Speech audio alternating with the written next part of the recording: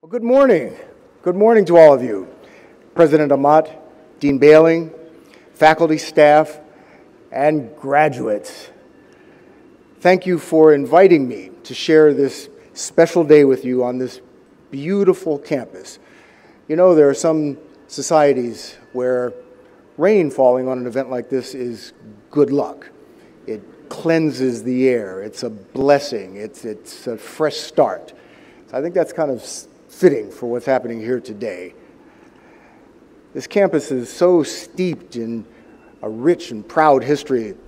And as you just heard, I was an American history major in college, and I actually get goosebumps knowing that Lincoln and Douglas debated right over there, to which my kids would holler, "Nerd alert." But graduates, today is your day. You're making history.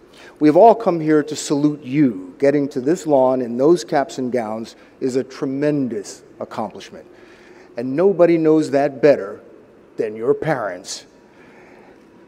And I think they deserve a round of applause, don't you?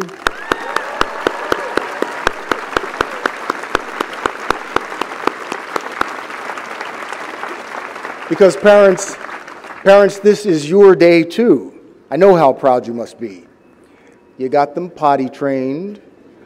You got them past skin, knees, and braces. You survived the chauffeur years of driving them to soccer and dance classes. You got them through high school and now through Knox College. You did it.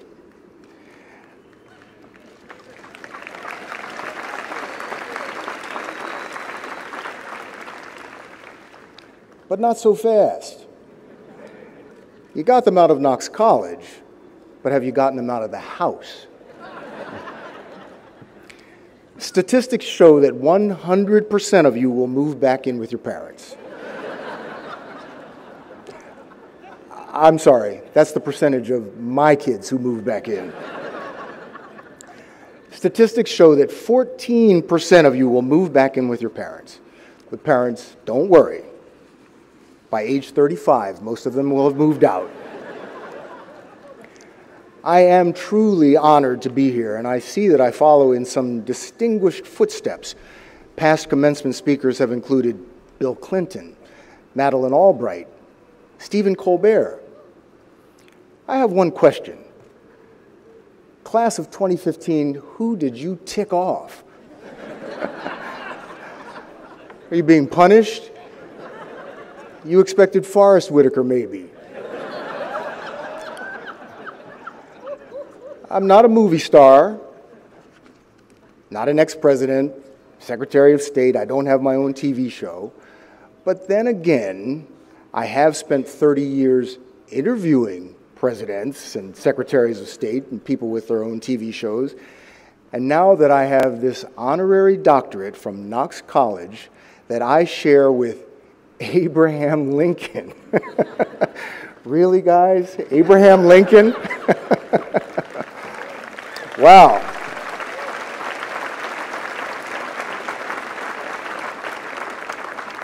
Class of 2015, you hit the jackpot. Like past speakers, I'm not just here to congratulate you, but to try to impart some words of wisdom as you step into the world.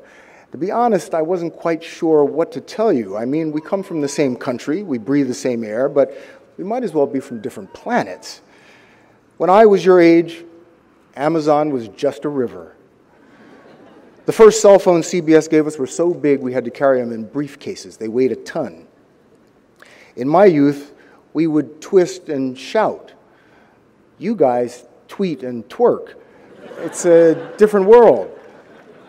I'm going to suggest that CBS change the name of the show I work on from 60 minutes to 140 characters, then maybe some of you will watch. My kids have asked me in all seriousness, how'd you live before the internet and smartphones? And I've told them, frankly, kids, I don't know. I'm not a techie, I'm far from it. I still worry that I'm revealing way too much to too many people on Facebook. I would call Uber, and Uber wouldn't come. My son pointed out that I was in trial mode. I had to get a primer from one of my young friends on how and when and what to tweet, and I still can't imagine why anybody would care where I am, what I'm doing, what I think, but apparently about a dozen or so people do. So, by the way, I tweeted that I'm here this morning, and if you were following me, you would have read it on Twitter first. So I'm learning. Not a day goes by that I'm not on Google, on YouTube. Like most of you, I'm on my phone all the time. I once walked out of the house without my phone. I panicked. I don't remember phone numbers anymore. I need Google Calendar to know what I'm doing. I don't know where I am without GPS. I was lost, literally. I realized I can't live without my phones and my apps and my pods and my pads. At least I don't want to. I love these devices. You know one of the best things that our devices have done? They've put an end to a lot of stupid conversations. In the past, someone at the dinner table would ask, "Who was that actor who was in that movie about that thing? You know who I mean." No, we didn't. And a stupid conversation would ensue. It could last for hours. Now you just use a few thumb strokes or you ask Siri and you've got your answer. No more stupid conversations. Our devices have made us smarter. Case in point, I knew I'd have to impart words of wisdom today, so I went online and typed in words of wisdom. And I found some pretty good ones.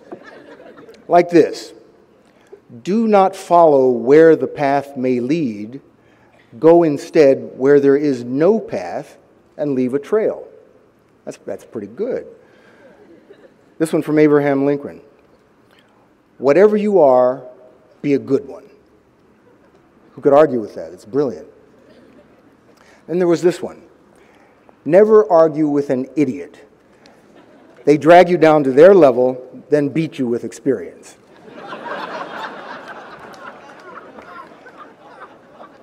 I've also come up with a few of my own. Vote. That's it. Vote.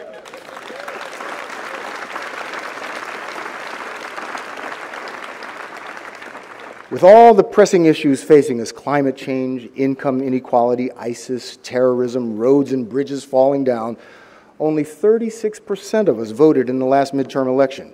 That's just a little more than a third of us. Were the rest of us too busy, too satisfied, too cynical? To blatantly steal from Abraham Lincoln, who once graced this campus, that government of the people, by the people, for the people, shall not perish from this earth. Vote. And diversify. Not your stock portfolio, your friendships and your relationships. According to the Census Bureau, by 2044, no one racial group or ethnic group will dominate the U.S. population.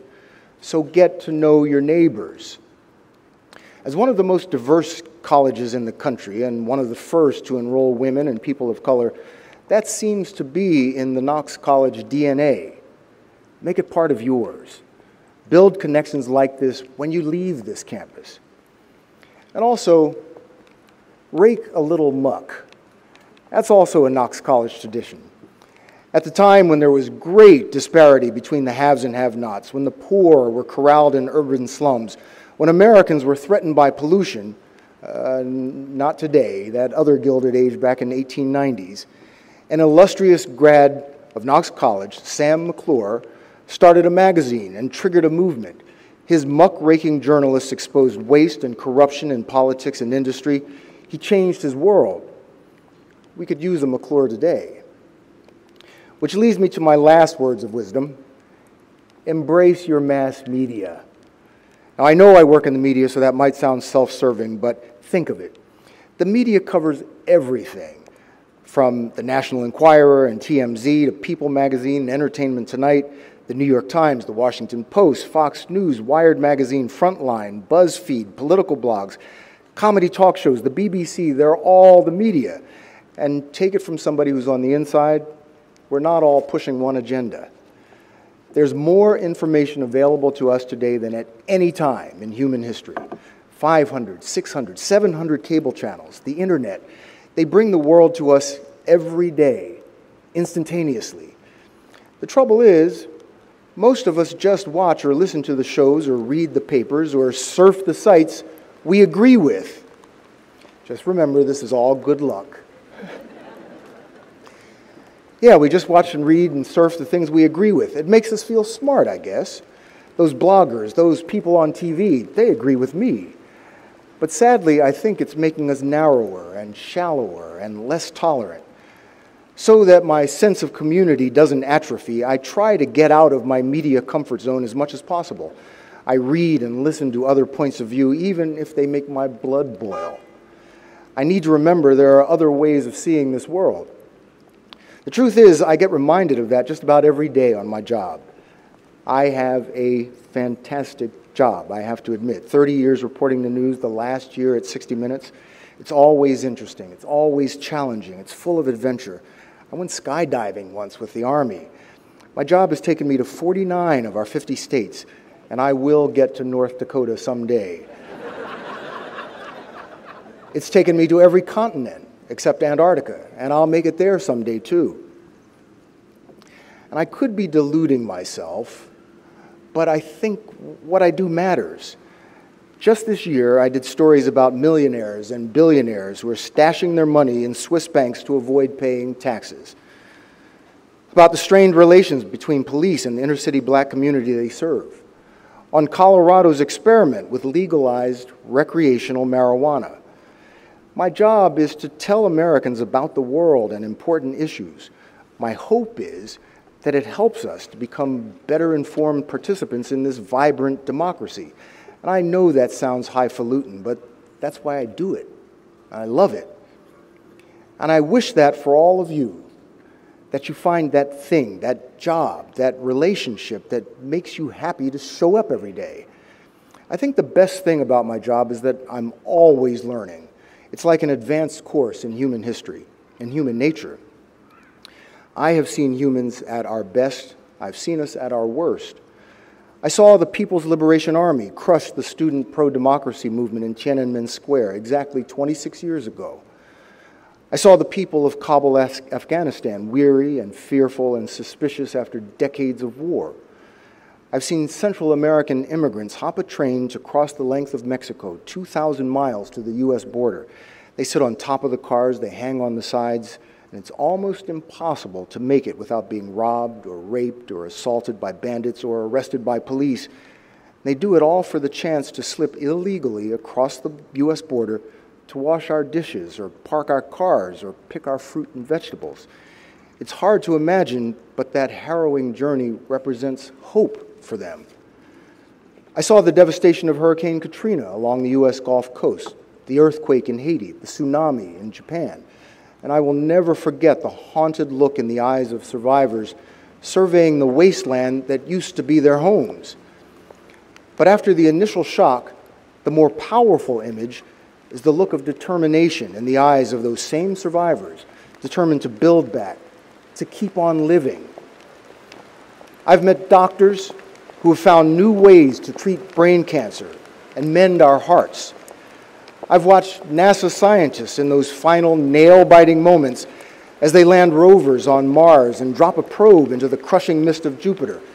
If their calculations had been off by 1 degree, the Galileo spacecraft would have burned up on entry, and it didn't. You should have heard the cheers when it started beaming back data on Jupiter's atmosphere. Couldn't be much different from this one. I recently rode through Silicon Valley in a driverless car, and yes, that is as cool as it sounds. I've seen humans in all our mess and all our glory, and we are endlessly fascinating and endlessly frustrating. Sometimes I can feel more dragged down by the mess than uplifted by the glory, but don't succumb to that. If there's anything I've learned through the years, from the students in China, from the people of Afghanistan, along the Gulf Coast, in Haiti and Japan, from the immigrants on the train, and the NASA scientists, it's how similar we all are. There are connections that bind us, not just differences that separate us. We're resilient. We're risk takers. We're builders. We're dreamers. Dreamers like all of you. Now, you might not think it to look at me, but I was once where you are now. I remember sitting in my cap and gown on a beautiful day, waiting to get my college diploma. I didn't have a freaking clue what I was going to do with my life. I didn't have a plan. I didn't have plan B. I only had my dreams. And I'd like to stand here and tell you I got to 60 Minutes because I'm so smart. I made all the right choices. I worked harder than everybody else. Well, the worked harder part is true. But none of us makes it on our own in this life. I grew up in a small town outside of Philadelphia, Media, Pennsylvania. Yeah, M-E-D-I-A. So I guess you could say I've been in media my whole life. But really, it's kind of a wonder that I'm standing here today. When I was growing up, there was nobody who looked like me on TV. When a black person would show up on TV, someone in my family would yell, and the rest of us would come running to gather around the TV to see. It was such a rarity. I don't know what made me think I could do this. My family was working class. We had no connections. My father was a welder, my mother a secretary. I was that proverbial latchkey kid. I would walk home from school with a lanyard around my neck with the house key on to let myself into an empty house when I was in kindergarten. Now today I think my parents would be arrested for child neglect and abuse, but like I said, it was different back then. When my father died, my mother took on 5 jobs to put my sisters and me through college. So like many of you, my parents made tremendous sacrifices so I could have this opportunity. My senior year in college, my history professor saw something in me I didn't see in myself. Just before graduation, he asked me what my plans were. I didn't have any. My professor contacted the graduate program at Boston University and said, I have this student who seems to have some talent but doesn't have a clue. He literally opened the door to graduate school and pushed me in. He changed my life. My wife has made it possible for me to have it all. A wonderful career, 2 wonderful children. The truth is, life, like TV news, is a collaborative endeavor. I wouldn't be at 60 Minutes without the help of producers, photographers, sound technicians, family, professors, mentors. I am standing on the shoulders of many, many people who helped lift me up. Now, as I look out on all your young faces, I know you are going to make it, whatever your definition of making it might be. You're about to get a diploma from one of the best colleges in the land that certifies you have a brain, a well-educated brain. You'll go to graduate school, you'll go to Wall Street, you'll go to Silicon Valley, you'll go to Teach for America, you'll go to the Peace Corps, you'll start your own businesses, you'll raise children, you'll become doctors and journalists, or the president, who will then come back and give the commencement speech here. I have no doubt you are going to make it in this world, but when you do, please remember to stop every once in a while and thank the people. That's just a punctuation point. Thank the people.